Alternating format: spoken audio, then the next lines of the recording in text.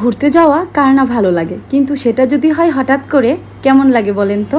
আসসালামু আলাইকুম, ওয়েলকাম করছি আমার এই ছোট্ট পেজে আরও একটি নতুন ব্লগ দেখার জন্য। আশা করছি সবার খুব ভালো লাগবে।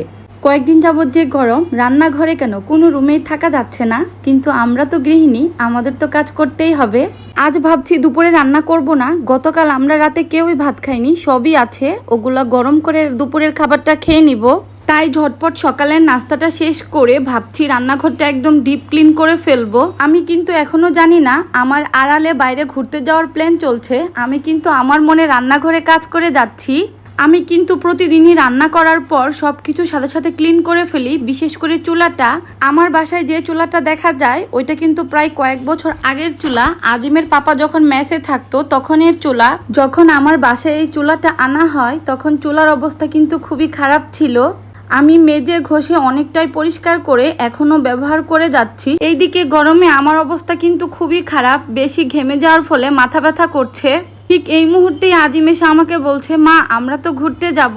আমাকে যারা চিনে তারা কিন্তু সবাই জানে কোথাও যাওয়ার কথা শুনলে আমার মাথা ব্যথা এমনিতেই বেড়ে যায়। আমি তো ট্রেন বা রিক্সা ছাড়া কোথাও যাতায়াত করতে পারি না। আজিম যেহেতু যাবে তাহলে তো আমাকেও যেতে হবে, তাই তো রান্নাঘরটা ঝটফট গুছিয়ে নিচ্ছি যেন দ্রুত রেডি হতে পারি। আমার কিন্তু মনে একদম সায় দিচ্ছে না বাইরে যাওয়ার জন্য, কারণ বাইরে প্রচুর গরম। আজিমের বাবা হেসে হেসে বলছে, চিন্তা করো না, তুমি বমি করবে না। যখন রেডি হচ্ছিলাম তখন জানতে পারলাম আজকে আমরা মেট্রো রেলে করে উত্তরা দিয়াবাড়ি যাব।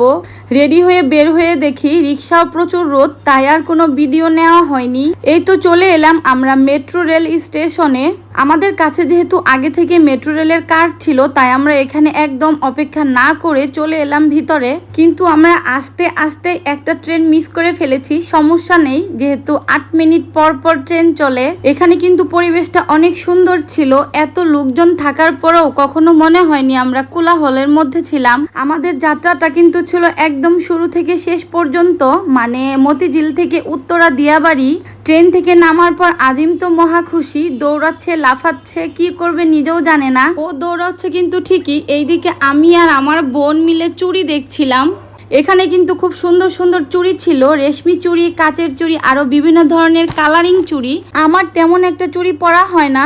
আমার বোন যেহেতু চুড়ি পছন্দ করে, তাই ওর জন্য চুড়ি নিয়ে সামনে এগিয়ে দেখি আজিম হাওয়ার মিঠাই কিনেছে। ওর মুখটা কিন্তু দেখে বোঝাই যাচ্ছে ও কতটা খুশি।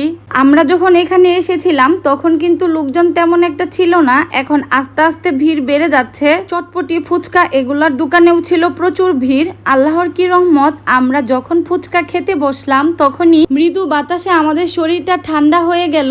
কিছুটা রহমতের বৃষ্টি পড়াতে পরিবেশটা মনে হচ্ছিল শান্ত, স্নিগ্ধ ও কোমল। শহরের ইট পাথরের মধ্যে যখন নিঃশ্বাসটা বন্ধ হয়ে যায় তখন এরকম অপরূপ পরিবেশে মনটা একদম শান্ত হয়ে যায়। আল্লাহর কি অপরূপ সৃষ্টি, তাই না? এই যে শিশু পার্কটা দেখা যাচ্ছে, আজিম কিন্তু এইখানে কিছুক্ষণ খেলেছিল। মৃদু বাতাসে এই পরিবেশটাও ছিল একদম থমথমে ভারী। এই যে ফুলগুলো দেখছেন এগুলা কিন্তু আমরা আমাদের জন্য কিনিনি, আজিম কিনেছিল তার মিমির জন্য, তার মিমিকে দিবে বলে। ফুল কেনার পর সামনে হেঁটে এই ব্রিজে কিছুক্ষণ দাঁড়িয়েছিলাম, দেখছিলাম তার সৌন্দর্য, একদম মনটা প্রশান্ত করে। এই তো চলে এলাম উত্তরা দিয়াবাড়ি। দিয়াবাড়ির অর্ধেক সৌন্দর্য যেন এখানেই। এই যে কাশফুলগুলো দেখা যাচ্ছে এগুলো কিন্তু মনের মাধুরী দিয়ে নেচে বেড়াচ্ছে। বেশ কিছুক্ষণ বসে এই তো চলে যাচ্ছি রানওয়ে, আজিমকে বিমান দেখানোর জন্য। আমরা রানওয়েতে পৌঁছানোর আগেই একটা বিমান বিকট শব্দ নিয়ে নিচের গন্তব্যস্থলে উড়ে যাচ্ছে। এখানেও ভিড় ছিল, কেউ ছবি তুলছে, কেউ ভিডিও করছে, কেউ বা দাঁড়িয়ে বিমান উড়ে যাওয়া উপভোগ করছে। এখানে প্রত্যেকটা বিমানকে দেখে মনে হচ্ছিল রাতের আধারের জোনাকি পোকা চারদিকে আলো ছড়াচ্ছে, যা আকাশের সৌন্দর্যকে অনেক গুণ বাড়িয়ে তুলে নিজের গন্তব্যে পৌঁছাচ্ছে। এই তো এখন আমাদের গন্তব্যে পৌঁছানোর পালা। আমরা অনেক ক্লান্ত। আপনাদের সাথে কিন্তু আবার দেখা হবে। সেই পর্যন্ত সবাই ভালো থাকুন, সুস্থ থাকুন। আল্লাহ হাফেজ।